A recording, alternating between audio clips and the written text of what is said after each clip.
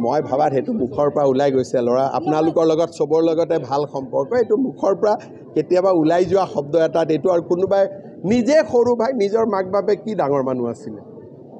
যিজন মন্ত্ৰীৰ কথা কৈছে তেওঁৰ মাক বাপেক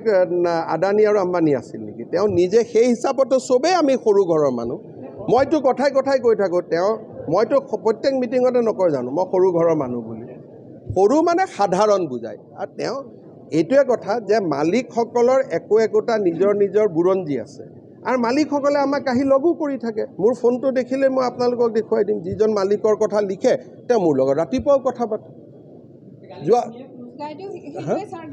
নহয় সেইকাৰণে কৈছোঁ সাংবাদিকসকল বেলেগ কমপ্লেইন মালিকসকল বেলেগ মালিকসকলক আমি যদি কিবা দুটা কথা কওঁ সেইটোত সাংবাদিকসকল আহিব নালাগে কাৰণ সাংবাদিকসকলে দৰমহাহে পায় তেওঁলোকে নিজৰ কামহে কৰে মালিকসকলৰ কথাটো ইণ্টাৰেষ্টটো বহুত বেলেগটো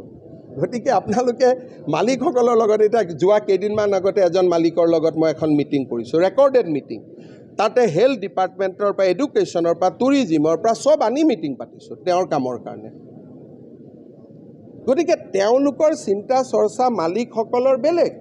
আপোনালোকৰ চিন্তা চৰ্চা বেলেগ গতিকে আপোনালোকে আমাক লিখক সমালোচনা কৰক আমাৰতো কোনো আপত্তি নাই কিন্তু মালিকজনৰ কাৰণে আৰু আপোনালোকে কিয় মিছামিছি প্ৰস্তাৱ লয় কাৰণ কালি মালিক ক'ত কিহত ফচিব